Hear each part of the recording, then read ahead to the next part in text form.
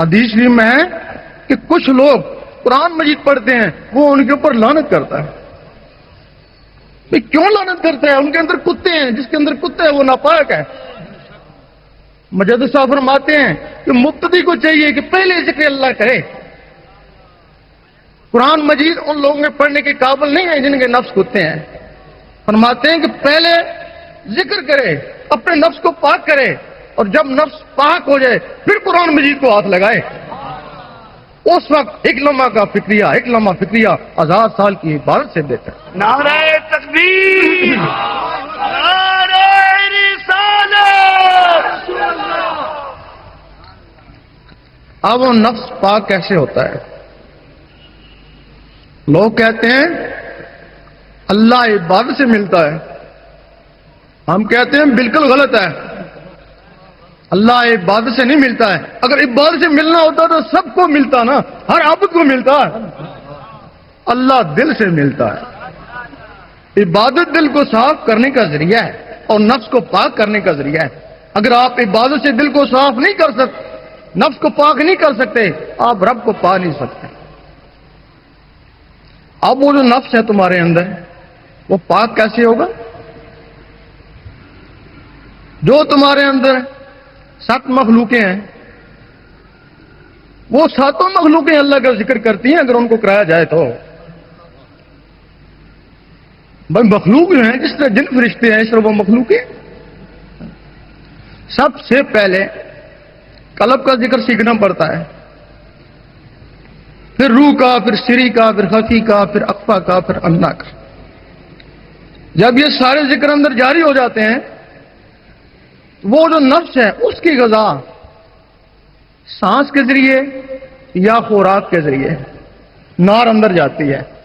اب جب نار اندر جاتی ہے اور جو اندر اللہ اللہ ہو رہی ہے، اس کی نور کی گرمی سے وہ نار جل جاتی ہے. اب اس نفس تک غذا نہیں پہنچتی. جب غذا نہیں پہنچتی تو اس کو بھوک لگتی ہے. کوئی نفس تو سرکش ہیں، وہ نور کی غذا نہیں لیتے مر جاتے ہیں. اور کوئی نفس ان اپنے ہمسایہ مخلوقوں کو کہتے ہیں کہ ہمیں کچھ خوراک دو جینے کے لیے. یہ پھر انہیں نور دیتے ہیں. دوسرے دن پھر مانگتے ہیں، پھر اس کو نور دیتے ہیں. تیسرے دن پھر وہ مانگتا ہے، پھر یہ کہتے ہیں کہ کلمہ پڑھ، اسی کا نور تیری غذا ہو جائے گی. وہ صرف زندہ رہنے کے لیے پھر کلمہ پڑھنا شروع کرتا ہے. اس کلمے کے اثر سے وہ کالا کتا تھا، وہ سفید کتا بن گیا. پھر وہ کلمہ پڑھتا رہتا ہے صرف زندہ رہنے کے لیے، اس غذا کے لیے. پھر اس کی شکل بیل کی طرح ہو جاتی ہے. پھر کلمہ پڑھتا رہتا ہے، پھر کلمے کے اثر سے اس کی شکل بکرے کی طرح ہو جاتی ہے. پھر کلمہ پڑھتا رہتا ہے، پھر اس کی شکل اسی انسان کی طرح ہو جاتی ہے.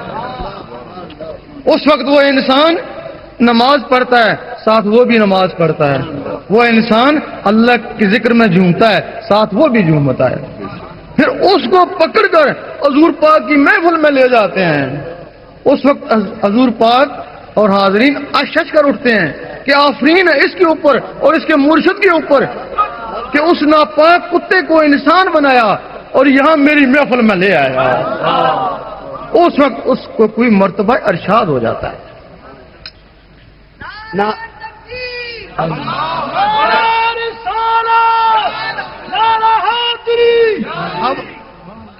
اب ادھر اس کے ذریعے ادھر رسائی ہوگی.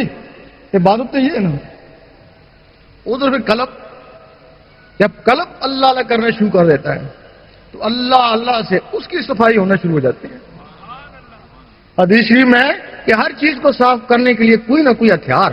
دل کو صاف کرنے کے لیے ذکر اللہ. جب دل سے اللہ اللہ شروع ہوتی ہے تو اس دل کی صفائی ہونا شروع ہو جاتی ہے. پھر اللہ تعالیٰ کبھی کبھی اپنے بندوں کو دیکھتا ہے. پھر وہ داڑھیوں کو نہیں دیکھتا، شکلوں کو نہیں دیکھتا، وہ دلوں کو دیکھتا ہے. جب وہ چمکتا ہوا دل پایا تو اللہ تعالیٰ اس پہ مہربان ہو جاتا ہے. اب ادھر بھی رسائی ہوگی اور ادھر بھی رسائی ہوگی. اس کو علم باطن کہتے ہیں. حضور پاک کے زمانے میں علم ظاہر اور علم باطن اکٹھے چلتے تھے. علم ظاہر زبان والوں کے لیے اور علم باطن دل والوں کے لیے. آپ کے زمانے میں جن لوگوں نے صرف زبانی عبادت پہ قناعت کری، انہی میں سے کوئی خارج ہوا اور کوئی منافق ہوا۔ اور آج بھی وہی لوگ زبانی والے 72 فرقوں میں تقسیم ہو گئے، اور جن لوگوں نے وہ دل والا علم بھی حاصل کیا وہ تو یہ صحابی یا رسول اللہ کہلائے، اور ولیوں سے بھی اعلیٰ مقام حاصل کر کے چلے گئے۔ اب یہ علم کہاں سے ملتا تھا؟ یہ علم ہمارے عالم ربانی یہ وہ سکھاتے تھے۔ پہلے وہ شریعت سکھاتے ہیں، زبان والے علم کو شریعت بولتے ہیں، اور اس دل والے علم کو طریقت بولتے ہیں۔ پہلے وہ شریعت سکھاتے ہیں، اس کے بعد پھر دل والا علم سکھاتے ہیں۔ لیکن عالم ربانی جب چلے گئے، پھر پیچھے دوسرے عالم زبانی رہ گئے۔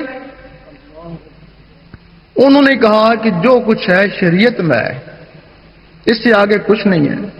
طریقت بھی شریعت میں، حقیقت بھی شریعت میں، معرفت بھی شریعت میں، فنا بھی شریعت میں، بقا بھی شریعت میں، لقا بھی شریعت میں۔ اور ہم کہتے ہیں اگر یہ سب کچھ شریعت میں ہے تو غوث پاک نے بھی شریعت سیکھی تھی، وہ جنگلوں میں کیوں گئے تھے؟ بھائی خواجہ صاحب نے شریعت سیکھی تھی، وہ اصفہان کے پہاڑیوں میں کیوں رہے؟ اور بولی کلندر رحمۃ اللہ شریعت کا سبق دیتی تھے، اور سبق چھوڑ کے جنگلوں میں کیوں گئے؟ وہ اس دل والے علم کے لیے گئے۔ شریعت تو شہروں میں سکھائی جاتی ہے نا، استاد تو شہروں میں ہے نا، جنگلوں میں استاد تو نہیں ہے نا۔ دنیا پر ہے کس کی شاہی؟ میرا ماہی تیرا مائی۔ تو جو جنگلوں والے استاد ہیں، اور جن کے لیے آدمی گھر بار چھوڑتا ہے، کھانا فاقے کاٹتا ہے، وہ پھر وہ خاص ہی استاد ہوں گے نا۔ پھر وہ استاد حضور پاک ہے، پھر ان کو وہ حضور پاک تعلیم دیتے ہیں۔ پھر جب وہ مڑ کے آتے ہیں تو پھر وہ ولی بن جاتے ہیں۔ وہ دل والی تعلیم ہے۔ ہمارے علماء جو زبانی رہ گئے، انہوں نے کہا شریعت سیکھو، شریعت سکھائی، ان کا شکریہ۔ اب کہنے لگے شریعت کے آگے کیا ہے؟ سیاست ہے، چلو سیاست کی طرف۔ وہ سیاست میں لے گئے، لے کے ادھر جانا تھا نا اندر کی طرف، وہ سیاست کی طرف لے گئے۔ وہ پوچھا بھائی یہ سیاست تمہارا کام نہیں ہے، سیاسی بہت لوگ ہیں، تم کو زیب نہیں دیتی۔ کہنے لگے حضور پاک نے سیاست کری تھی۔ بھائی اگر حضور پاک نے سیاست کری تھی تو وہ سیاست، اس سیاست نے مسلمانوں کے ٹکڑے نہیں کیے، مذہب کے ٹکڑے نہیں کیے، اس سیاست نے مسلمانوں کو یکجا کیا۔